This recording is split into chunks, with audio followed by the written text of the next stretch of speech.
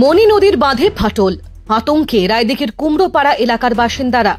হাওয়া অফিসের পূর্বাভাস অনুযায়ী ডায়মন্ড হারবার মহকুমা জুড়ে সকাল থেকে শুরু হয়েছে দফায় দফায় বৃষ্টি।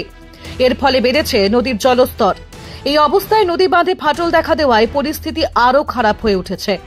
স্থানীয়দের অভিযোগ, গত কয়েক মাস ধরেই মনি নদীর বাঁধের ভগ্ন দশা। প্রশাসনের তরফে কোনো স্থায়ী সংস্কারের উদ্যোগ নেওয়া হয়নি।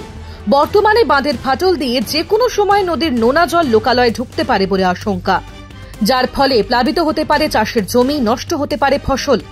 বাঁধে ফাটল দেখা দেওয়ার পরে স্থানীয় বাসিন্দারা নিজেরাই বালির বস্তা এনে তড়িঘড়ি সেই জায়গা বন্ধ করার চেষ্টা করেন।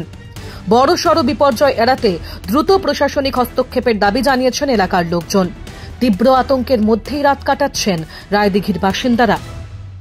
ডাউনলোড করুন এই সময় অ্যাপ, iOS ও অ্যান্ড্রয়েডের জন্য।